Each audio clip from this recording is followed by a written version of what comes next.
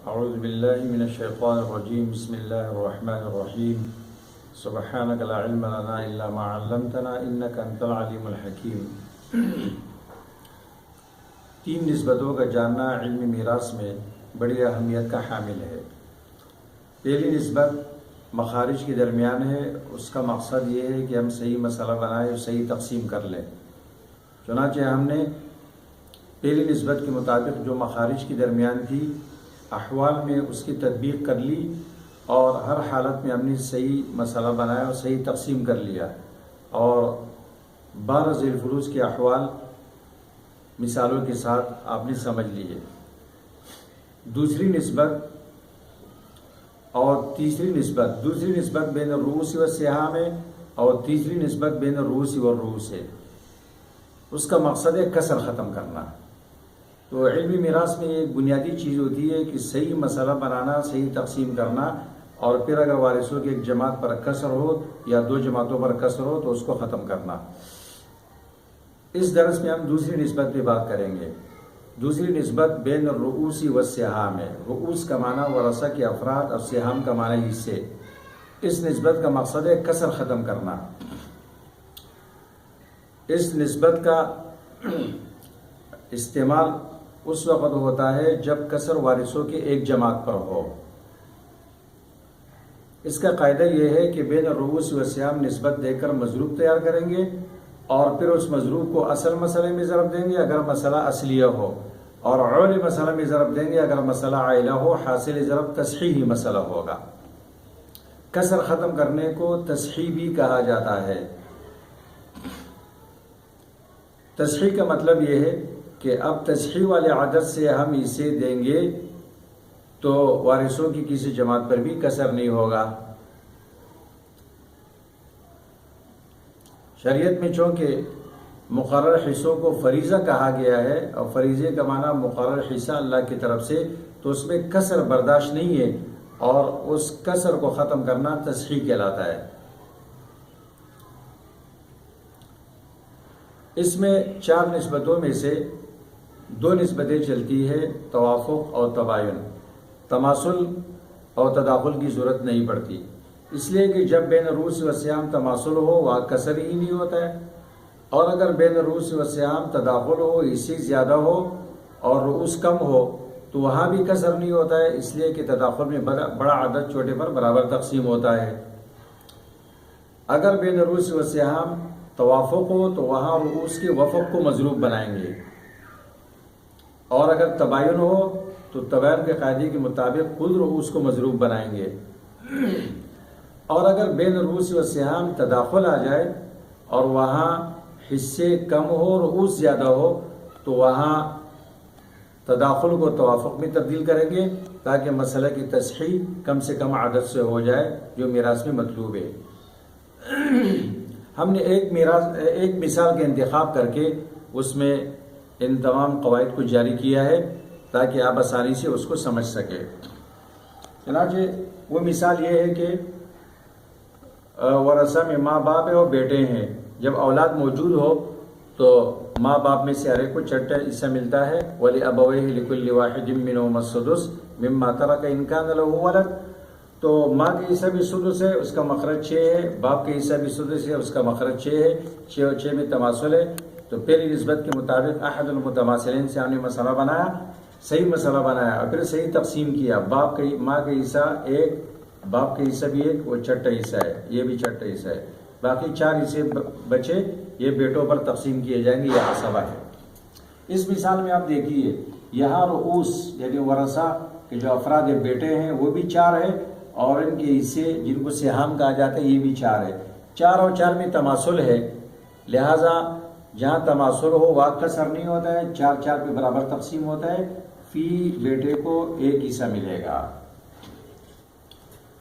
اس مثال میں مسئلہ 6 سے بنا ہے اور ماں باپ میں سے ہر کو چھٹا حصہ ملا ہے، جو باقی 4 ہے وہ بیٹوں پر تقسیم کیا جائے گا۔ یہاں بیٹوں کی تعداد 2 ہے، ان کے رؤوس 2 ہے، تو 2 اور 4 میں تداخل ہے اور اسی زیادہ ہے، رؤوس کم ہے، لہذا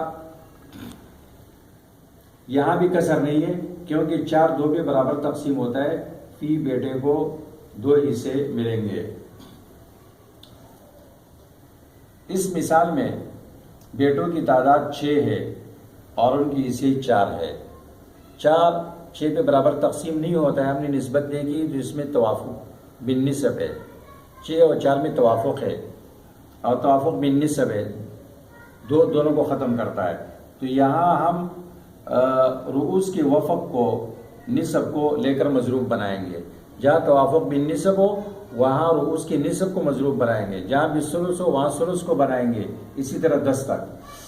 تو 6 کا نصف یہاں 3 ہے، اس کو ہم نے لے کر اصل مسئلہ 6 میں ضرب دیا، 3 کو مضروب بنا کر اصل مسئلہ 6 میں ضرب دیا، تو حاصل نکلا 3 × 6 = 18۔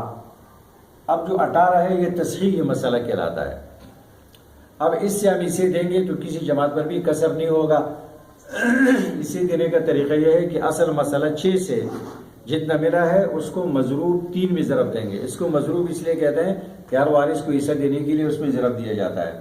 ماں کو ملا ہے 1، اس کو 3 میں ضرب دیں گے، 3 × 3۔ باپ کو بھی 1 ملا ہے، اس کو 3 میں ضرب دیں گے، 3 × 3۔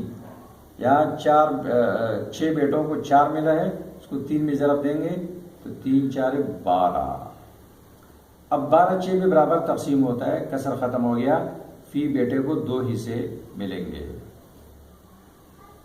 اس مثال میں رؤوس 5 ہے، ان کی حصے 4 ہے، تو 4 اور 5 میں تباین ہے۔ تباین میں قاعدہ یہ ہے کہ کل کو لے کر مضروب بنائیں گے، تو مکمل 5 رؤوس کو ہم نے لیا اور اس کو ہم نے ضرب دیا اصل مسئلہ 6 میں، تو 5 × 6 = 30۔ اب 30 تصحیح مسئلہ کہلاتا ہے۔ اب اس سے ہم اسے دیں گے تو کسی جماعت پر بھی کسر نہیں ہوگا۔ ماں کو 1 ملا ہے، اس کو مضروب 5 میں ضرب دیں گے، 5 × 5۔ باپ کو بھی 1 ملا ہے، اس کی 5 ملے گا، 5 × 5۔ اور 5 بیٹوں کو 4 ملا ہے، اس کو 5 میں ضرب دیں گے تو 4 × 5 = 20۔ اب 20 5 کے برابر تقسیم ہوتا ہے، فی بیٹے کو 4 حصے ملیں گے۔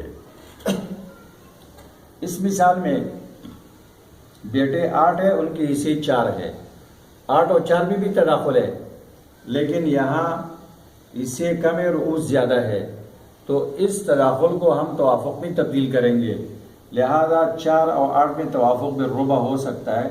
8 و حصہ 8 کا 2 ہے اور 4 کا بھی ہو سکتا ہے، لہذا 8 کا 4 حصہ ربع، اس کو لے کر ہم نے اصل مسئلہ 6 میں ضرب دیا، تو حاصلہ 6 × 2 = 12۔ اب 12 سے ہم اسے دیں گے، کسی جماعت پر بھی کسر نہیں ہوگا۔ ماں کو 1 ملا ہے، اس کو 2 مضروب میں ضرب دیں گے، 2 × 2، اور باپ کا بھی 2 × 2۔ 8 بیٹوں کو 4 ملا ہے، اس کو 2 میں ضرب دیں گے تو 4 × 2 = 8۔ اب 8 اور 2 10 اور 2 12، تو یہاں پر فی بیٹے کو 1 ملے گا، کسر ختم ہو گیا۔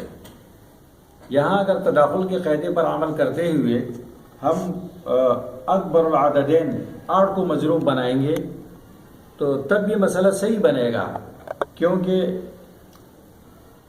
8 کو ہم 6 میں ضرب دیں گے تو 8 × 6 = 48 سے مسئلے کی تصحیح ہوگی۔ اس سے اسوں میں کوئی فرق نہیں آئے گا، صرف تصحیح کا عدد بڑھ جائے گا۔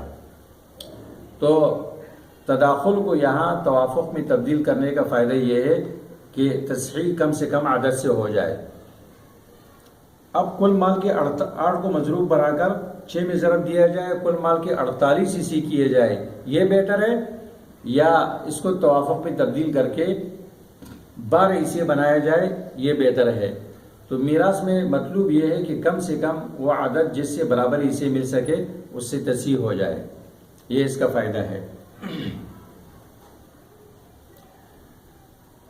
اس مثال سے آپ سمجھ گئے ہوں گے، اور سراجی کی جو مثالیں ہیں وہ آپ حل کریں اور اس نسبت سے آپ فائدہ اٹھائیں۔